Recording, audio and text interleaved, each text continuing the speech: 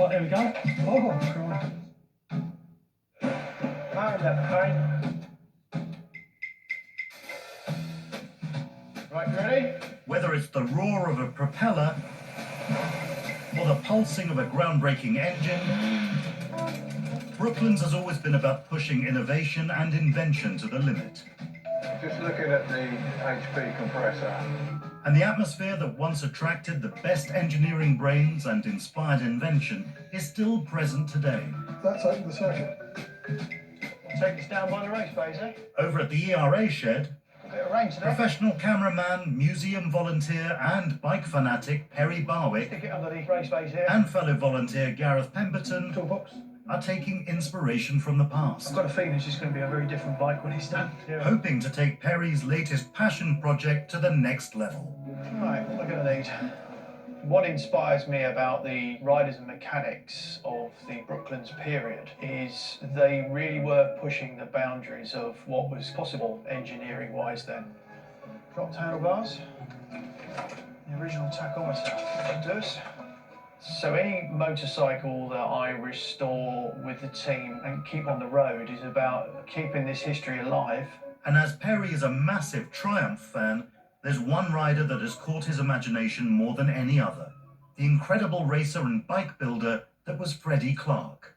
I started looking into the history of Triumph at Brooklands, and I found that this chap, Freddie Clarke, was a development manager for Triumph themselves, and he was also a TT racer. He'd raced at Brooklands. He had taken what was the then new Triumph Tiger 80 and he adapted it, customised it, made the engine much faster, and he attempted the lap record at Brooklands, of which in 1939 he completely smashed at 105.97 miles per hour.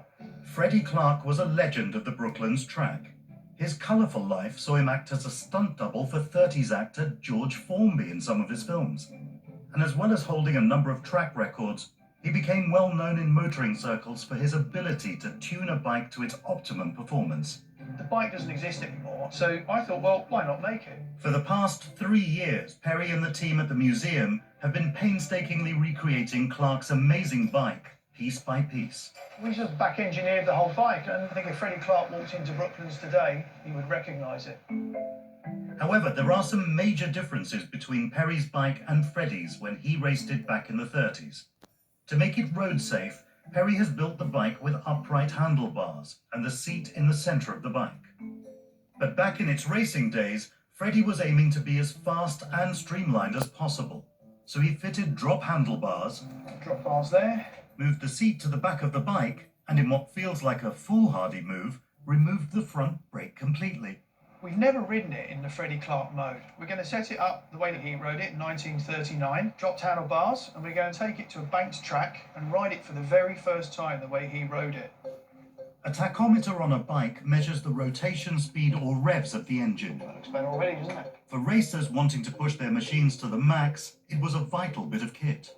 I'm putting the tachometer on because Freddie Clarke had a tachometer on the tank so that when he had the dropped handlebars, he could look underneath his armpit whilst he was going along without lifting his head into the airstream.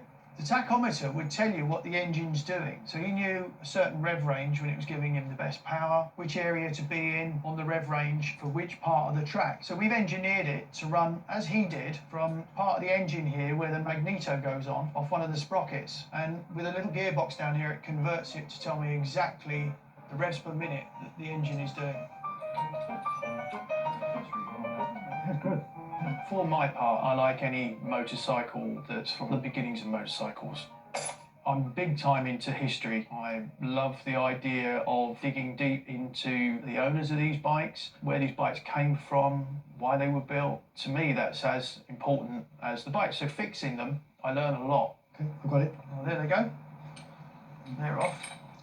Bike always looks very odd, doesn't it, without handlebars? Perry hasn't dared use the drop handlebars before. This is going to feel different. As away from the bank track, they limit the turning abilities of the bike to a dangerous degree. They used to go around the track with their head down because lifting your head up like that is really painful. So they used to not actually look where they were going. With the dropped bars fixed in place, Perry can see just what he'll be facing when he takes to the track. So look, I'm guessing when you're sitting on it, oh gosh, yeah, that is different.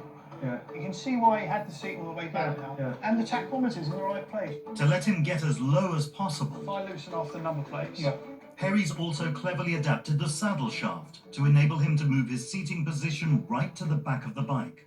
Now, as you can do the fun bit.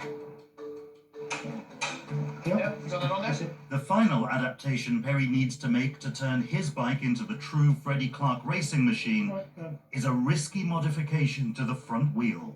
we can take the brake right off. You don't want brakes because you know what brakes do. Yep. They stop you. They weigh a lot as well, so of course the lighter the bike, the faster the power to weight ratio is going to be. Yeah, you're a braver man than me. Yeah. There you go. Yeah, I'll do. Okay, there you go. There we go.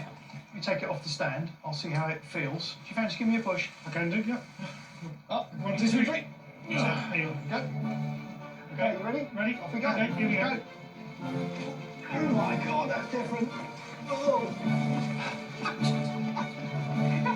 Come on, faster. What do it feel like? Fantastic. Well, That's okay. yeah, it's good. I think I'll have to put the front brake back in because the steering is a little bit unstable. It's gone really well today, but I've never ridden a period machine with such drop handlebars as this on a bank track at speed. So I'm a little bit apprehensive. I'm hoping to get 50, 60 mile per hour with it on the track, maybe even faster. If I get on the mile straight, I'll open it right up and see what we can do. I can't wait. It's exciting.